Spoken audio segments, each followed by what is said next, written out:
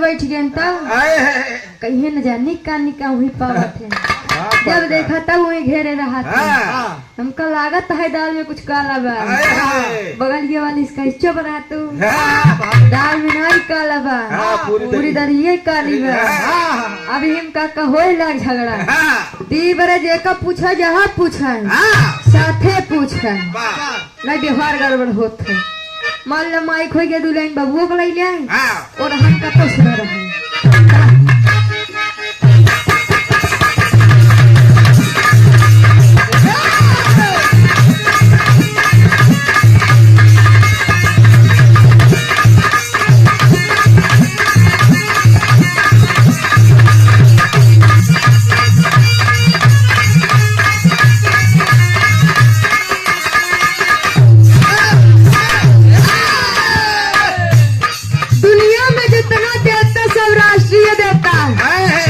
लेकिन भगवान भोलेनाथ अंतरराष्ट्रीय देवता, इंटरनेशनल देवता, जेके पूजा देशों ना विदेशों होत बा।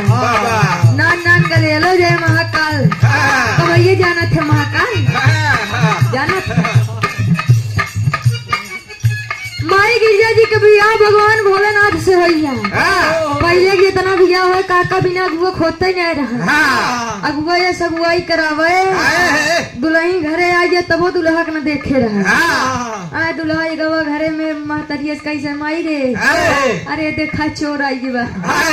जमाना ऊ रहन, अब तो देखुआरी होती बा, सगाई होती बा, जयमाल होत बा, कुल देख लियावत है भाई है। अच्छा वीडियो कॉल से 1.5 GB डाटा मोबाइल में वीडियो कॉल ले लेता है। ऊ जमाना आई बा। अगुआ बेचारा अगुआई करा दे, मान लिया दुल्हन ठीक बा अनाज ठीक बा, तब अगुआ के लगे फोन जाए लगे तो भैया कैसे करे तोरे ऊपर इतना भरोसा करे मारे हम मुड़िए काट ले भाई हमारे बेटवा की जिंदगी मारे हमारे बेटवा की जिंदगी खराब कर दे। एक लौता बेटवा रहा, सोचे रे बियाह करबे बढ़िया से पतो लउबे गोर गोर सेवा पानी करे। ये सेवा करती है जिन पूछा अमाल दुल्हन ठीक बा, दुल्हा बेकार बताओ। अब दुल्हनिया घरे वाले फोन करे जागे तो भैया कैसे कहीं का भाई कहीं दुल्हा न सेड़ी निकली जाए। अगुआ बेचारा कान पकड़ ली, साँझ के बाद अगुआई न होए। अब सब अपना ही देख लेता है। लड़की बताओ लड़का बताता वहीं देखे ही चला भैया।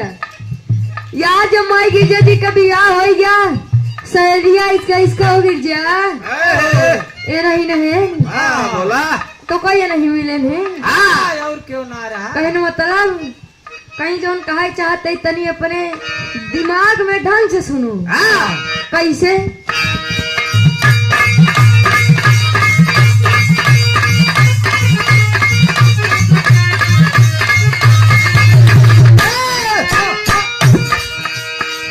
सासुरा में होई तो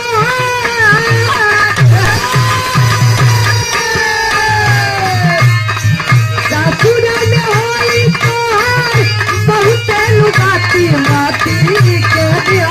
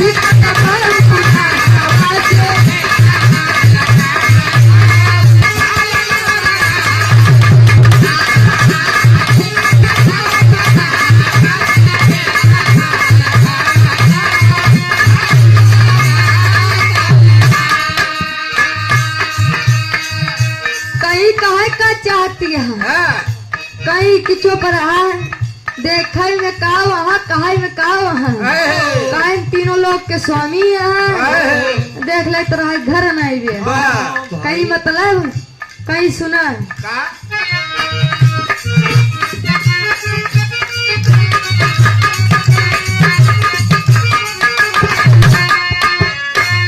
इनके रहे हाला हुए धूनी या कमाल यार धूनी या कमाल देखा ही मिला